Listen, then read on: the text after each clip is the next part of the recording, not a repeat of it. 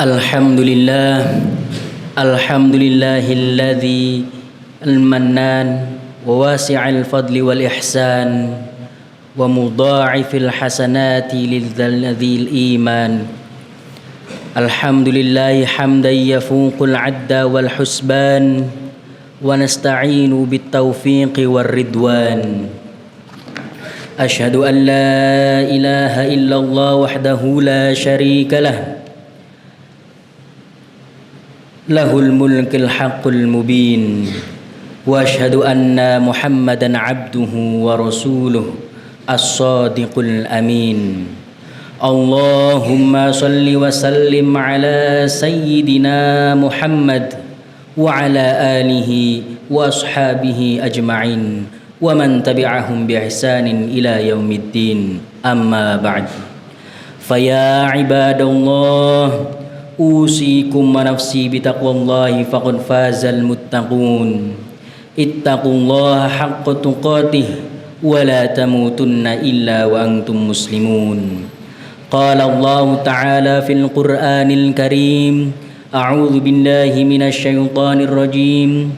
Wa huwal ladzi anzala minas samaa'i maa'an fakhrajna bihi nabata kulli syai'in fakhrajna minhu khadiran nukhrija minhu habban mutarakiba. Al-ayah. Hadirin jamaah Jumat yang dimuliakan Allah, puji syukur kita panjatkan kepada Allah Subhanahu wa ta'ala atas karunia dan limpahan rahmatnya. Salawat serta salam selalu tercurahkan kepada Nabi Muhammad sallallahu alaihi wasallam, dan semoga kelak kita mendapatkan syafaatnya. Amin. Pada kesempatan yang baik ini, khotib hendak menyerukan kepada kita semua agar senantiasa menjaga serta meningkatkan keimanan dan ketakwaan kepada Allah Subhanahu wa ta'ala, dengan senantiasa menjalankan segala perintah dan menjauhi larangannya semaksimal mungkin. Karena sebaik-baiknya manusia adalah yang paling baik ketakwaannya kepada Allah Subhanahu wa ta'ala.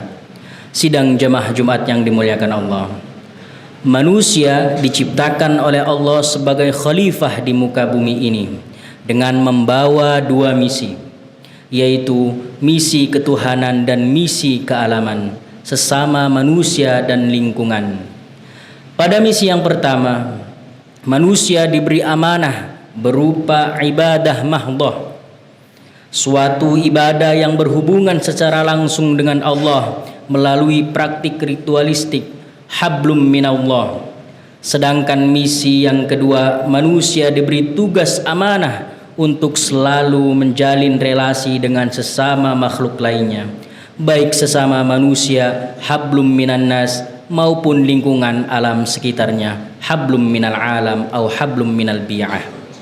Pada misi yang pertama, barangkali kita sudah menjalankannya dengan baik, sekurang-kurangnya secara formal normatif dengan menjalankan sholat 5 waktu, puasa, haji, dan bahkan zakat.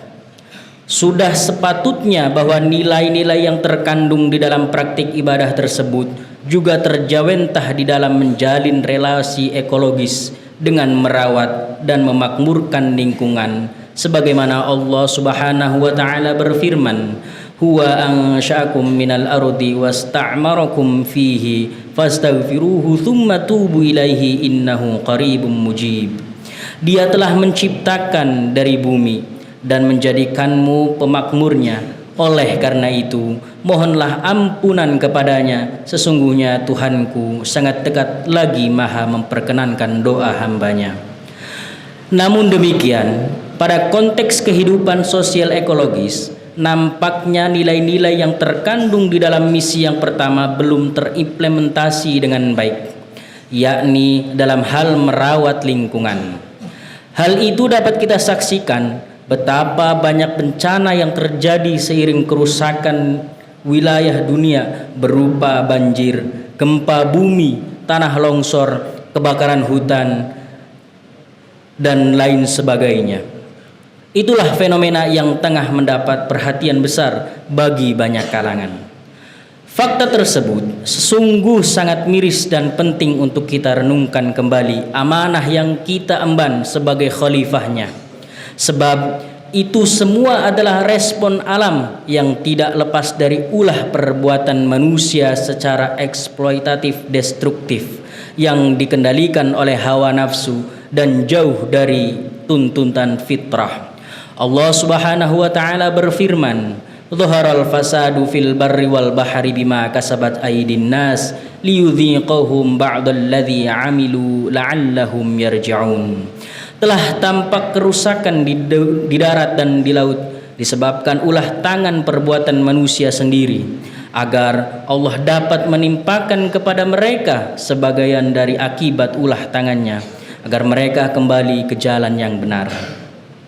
Mengenai ayat tadi, Profesor Quraish Shihab menegaskan bahwa dosa dan pelanggaran yang dilakukan oleh manusia mengakibatkan sistem keseimbangan alam menjadi terganggu dan dapat mengecam peradaban kehidupan manusia itu sendiri. Hadirin jamaah Jumat yang dimuliakan Allah. Oleh karena itu, sangat penting rasanya bagi kita semua untuk melakukan refleksi nilai ajaran Islam dan motivasi serta menegaskan jihad ekologi dalam rangka meningkatkan kembali kepedulian kita umat manusia seluruhnya terhadap kelestarian dan pengelolaan lingkungan. Memang benar bahwa bumi yang membentang dengan keanekaragaman makanan berupa buah-buahan serta biji-bijian seperti gandum dan padi yang kesemuanya diperuntukkan untuk kebutuhan manusia dan makhluk hidup lainnya, dengan catatan tetap proporsional dan tidak berlebihan yang dapat mengakibatkan kerusakan lingkungan. Allah Subhanahu wa taala berfirman, "Kulu washrabu mir rizqillahi wala ta'tau fil ardil mufsidin." Makan dan minumlah rezeki yang diberikan Allah dan janganlah berkeliaran di muka bumi dengan berbuat kerusakan. Jemaah salat Jumat yang dimuliakan Allah, hubungan manusia dengan lingkungan alam bukanlah hubungan eksploitatif, penakluk dan yang ditaklukkan, melainkan hubungan harmonis sebagai sesama makhluk atas dasar ketundukan kepada Allah. Karena sesungguhnya alam raya ini diciptakan olehnya atas nama sifat Rahman dan Rahim, cinta dan kasih sayang, dan untuk bertasbih kepadanya. Kewajiban menjalin relasi yang harmonis dengan merawat lingkungan tidak lain merupakan bagian dari tujuan beragama, yaitu maqasidus syariah, khususnya pada aspek hifdzul bi'ah atau hifdzul alam, merawat lingkungan. Sebab dengan menjaga dan merawat lingkungan dengan baik juga dapat melindungi nyawa dan kesehatan serta menjadikan kewajiban-kewajiban ibadah lainnya terlaksana secara maksimal dan berkelanjutan. Rasulullah sallallahu alaihi wasallam juga telah memberikan apresiasi bagi siapa saja yang merawat lingkungan dengan baik.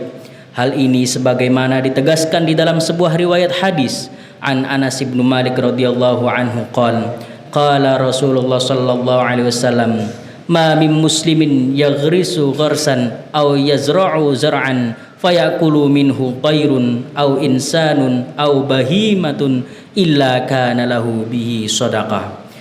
Dari Anas ibnu Malik radhiyallahu berkata, Rasulullah sallallahu alaihi wasallam bersabda, tidak ada seorang muslim yang menanam tanaman atau membuka persawahan, kemudian ada burung atau manusia atau binatang hendak memakannya, melainkan itu menjadi sedekah baginya.